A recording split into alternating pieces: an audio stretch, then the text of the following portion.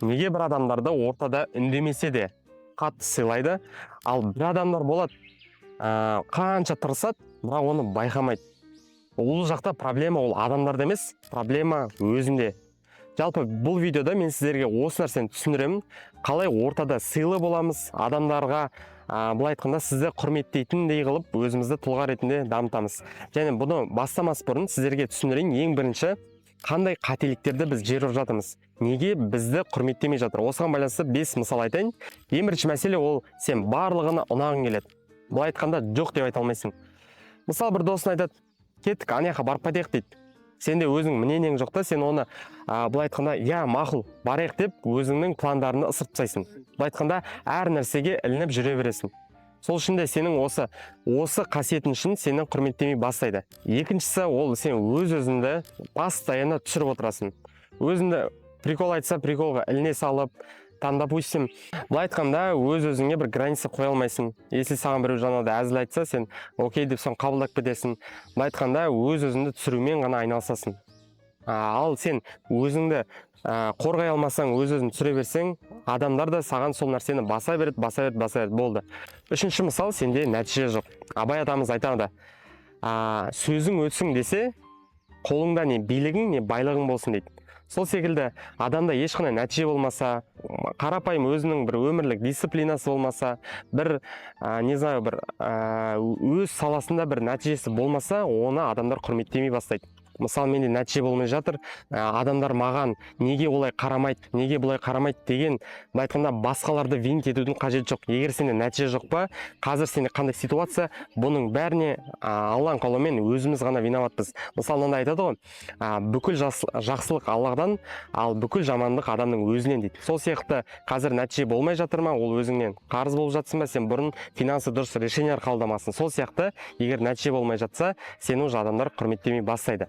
Төртінші мысал, ол көп сөйлейсің және аз істейсің. Былай айтқанда, анан жасайым, мынан жасайым, біреулерге обещание бере бастайсың, и сөзіңде тұрмай бастайсың. Адам уже сөзіне тұрмай бастаған кезде адамдар оны құрметтемейді.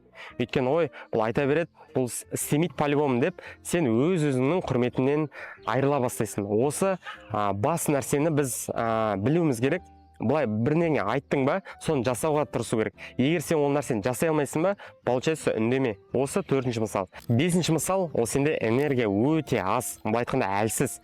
Сөйлеген сөзің, былай айтқанда адамның көзіне қарай алмайсың, постоянно қорқып жүресің, и өзіңде энергия болмағандықтан сен басқаларға мынандай нәрсе бар ғой, бір адам комнатаға кіргенде мысымен кіреді. Вот кірді, уже сразу байқайсың, мынау адамда бір мыс бар, бір энергия бар деген сияқты. Сол сияқты сіздерде егерде энергияларыңыз әлсіз болып тұрса, өте ол әлсіз не үшін? Өйткені сіз бұрында жаңағыдай, біз үшінші мысалдағыдай дұрыс емес бұрын әрекеттер жасағанбыз. Жаңағыдай дұрыс тамақтанбағанбыз, дұрыс нәтиже жасамағанбыз, соның арқасында бізде энергия аз. Энергия аз адамды көп адамдар уже уважать етпейді. Өйткені энергиясы аз адам көп нәтиже де жасамайды, көп әрекеттер жасамайды. Осы 5 басты мысал неге бізді құрметтемей жатыр. Ал енді біз проблеманы түсіндік. Проблеманы түсіну 50% решение дейді. Енді түсінгеннен кейін біз қалай өзімізді қайтадан құрметтейтіндей қылып жасайтын боламыз. Біріншісі ол айтқан сөзінде тұру. Егер сен бір нәрсені айттың ба, осындай жасаймын деп, сен обязательно сол нәрсені жасауың керексің. Екіншісі, қанша сіздерге қиын болса да жоқ деп айта алу. Получается, мынандай нәрсе бар. Егер адамның өзінің бір планы болмаса, ол біреудің планы болады. Сол сияқты, егер сіздің өзіңіздің планыңыз болмаса, сіз біреудің планымен жүре бересіз. И біз өзіміздің планы болғаннан кейін біреуге уже жоқ деп айта алуымыз керек. Өйткені өз планымызбен жүреміз. Өз планымен жүрген адам уже нәтиже жасай бастайды. Соны түсінуіміз керек. Жоқ деп айта алу нормально. Ол былай айтқанда ешкімді сіз ренжіте алмайсыз. Ренжісе де адамның сіз былай айтқанда оның ойына кіріп шыға алмайсыз. Сол үшін де ол нормальный нәрсе. Үшіншісі, сен бір саладан бір нәтиже жасап баста. Мысалы, мынандайда, біздің мысалы кім бар? Димаш Құдайберген бар. Оны Қазақстанда ешкім айтқанда признавать етпеді. Ол қандай мықты әнші болса да, ол не істеді? Қытайға барды, нәтиже жасады, нәтиже жасағаннан кейін барлығы құрметтей бастады.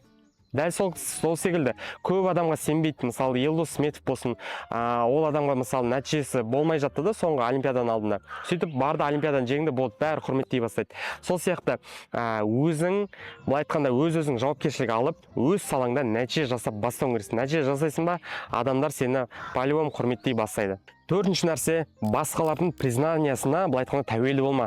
Біреу айтам екен, біреу бүйтем екен, бүйтсем мынандай бола ма деген ойлардан арылуың керексің. Сенде фокус өзіңнің әрекеттерінде, өзіңнің нәтижеңде сол нәрсеге болу керек. Былай айтқанда әркім признаниясымен жүрсек, по-любому біз ешкімге ұналмаймыз. Мынандай сөз бар орыстың: даже Бог всем не нравится дейді. Құдайдың өзі ешкімге жақпайды. Сол үшін де біз өзіміз құл болғаннан кейін барлығына ұнау мүмкін емес. Егер сіз мысалы рилс салып жатсыз ба, сіз возможно кейбір адамға ұнамауыңыз мүмкін. Сіз бір әрекет тірлік жасап жатсыз ба, мысалы сіз білмеймін таргетпен айналысып жатсыз, маркетингпен айналысып жатсыз, ол мысалы басқа бір адамға ұнамауы мүмкін. Не істеп жүрсің деген сияқты. Бірақ барлығына ұнай алмаймыз. Өзіміздің айтқанымызбен жасап кете беруіміз керек. Бесінші, бұл өзіңді сенімді ұстау керексің. Өте көп мысалдар бар.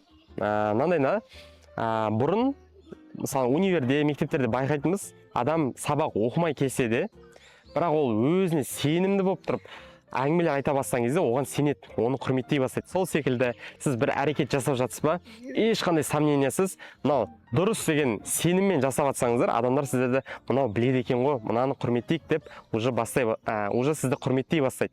Сол секілді әрбір әрекет жасайсыз ба, ол дұрыс бола ма, болмай ма, сізде сомнение болмай, барынша сенімді жасайсыз. Ол по-любому жасалу, жасалмауы ол Алладан да, ол нәтиже Алладан. Бірақ әрекетіңіз былай айтқанда сенімді болу керек. Сол кезде сізді адамдар құрметтей бастайды. Осы бізде қорытынды 5 жаңағыдай сізді құрметтемейтін мысалды түсіндік. Енді құрметтеу үшін не істеуіміз керек? Осы 5 мысалды сіздерге бөліскен болатын. Жалпы ең басты ой мынандай: өзіңді сен қалай құрметтейсің, адамдар да сені дәл сол деңгейде құрметтей бастайды. Енді осы видеода сен өзіңді көре бастасаң, өзіңнің проблемаларыңды, дұрыс емес әрекеттеріңді, ол нормально, ол бәрінде бар да. Бірақ ең басты проблема осы видеоны қойып, ол нәрсеге ешқандай әрекет жасамай, ертеңгі күнді бастап кете беру. Ең басты проблема осы да. Түсінікті? Сол үшін де өзіміз түсінейік осы проблеманы. Енді сол проблеманың решениесін алып, әрекетімізді бастауымыз керек. Бұл видеода да мен ниетім сол: адамдар осы бір пайдалы ақпарат алып, сол пайдалы ақпаратты просто андай былай айтқанда күшті ғой деп кетіп қалмай, сол нәрсені қолданып алу.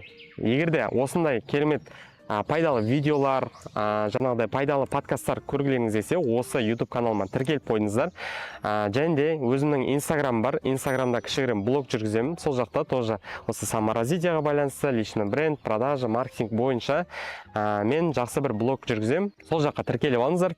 Барлықтарыңызды күтемін. Всем ассалаумағалейкум.